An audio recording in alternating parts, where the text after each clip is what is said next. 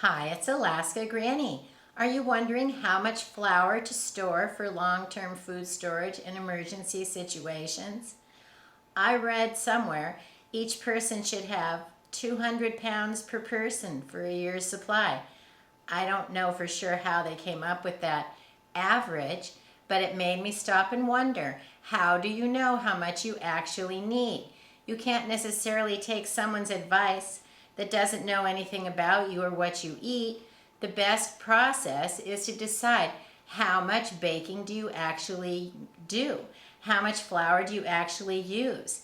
Keep track of the things that you make and use flour, and then figure out how much that would actually be for a week, for a month, for 3 months. And that's how you would figure out how much you would use in a year.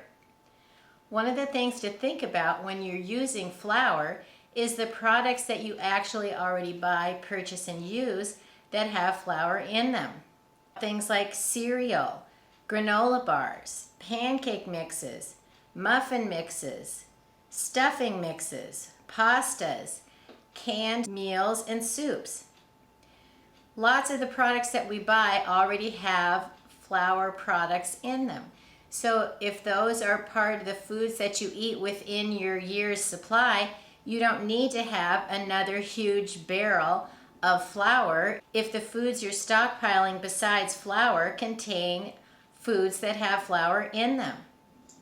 I like to store a variety of foods. I don't necessarily want to one day realize there's an emergency and I need to start baking everything from scratch.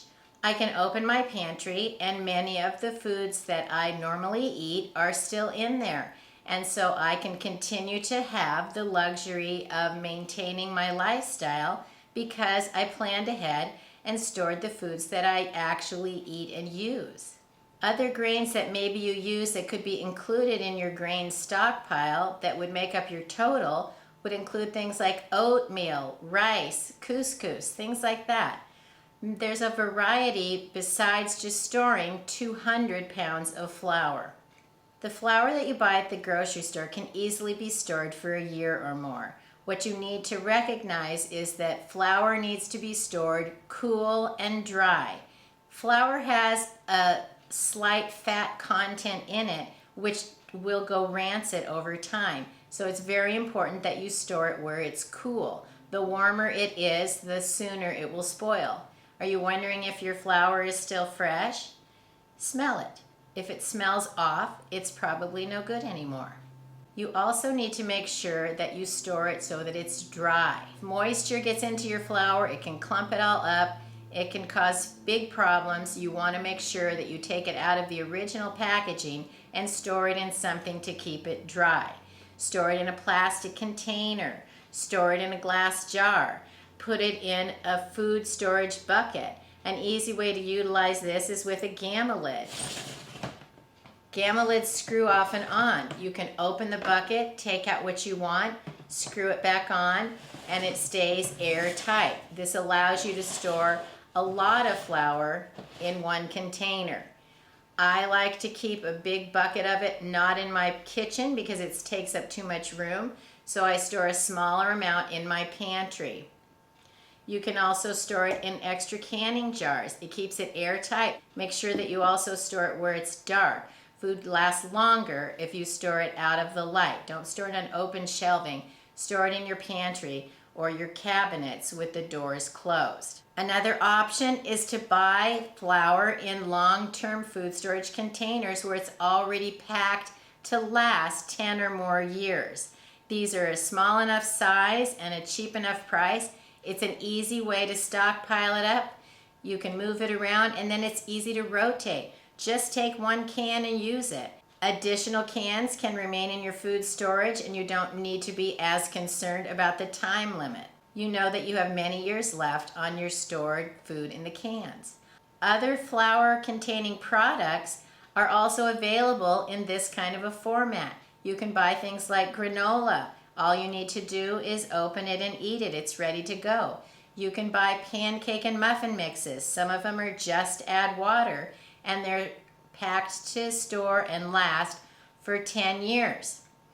Lots of the foods that are packaged this way in the cans are airtight, they have oxygen absorbers in them, and they're going to be fresh far beyond the 10 years.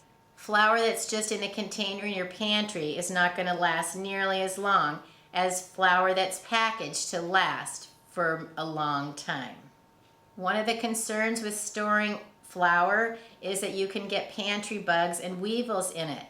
And the warmer the climate where you live, the more likely you are to encounter bugs in your flour and crackers and pasta products and cereals. Take your flour, stick it away in the freezer for a day or two, maybe longer if you live in a very warm climate. Freezing kills any of the eggs or larvae that are naturally occurring in your flour or your flour products. If there's things like cereal, pasta, muffin mixes that you're also storing for long term, put those in the freezer for a few days when you buy them to make sure that any of those things are killed right inside the package, and then store them airtight to keep other pantry bugs or things from getting into them. Another way to think about flour is if you want to store wheat and then you need to have a grinder. Then in an emergency, you can start grinding the wheat into flour, make your own, and start cooking from that. That's not something I'm interested in. In an emergency, I want easier, not harder ways to prepare foods. So I'm stockpiling things that are easy to have, easy to open, and include the variety of foods that I normally would want. Figure out how much flour and flour-containing products your family uses. Build your stockpile while foods are readily available. Build it a little at a time. Make sure you have a few days' supply of food, then get a week's supply, a month's supply, a few months' supply, and as large an amount as you feel comfortable that you have enough so that no matter what happens, you'll be okay. Learn more at alaskagranny.com. Please subscribe to the Alaska Granny channel.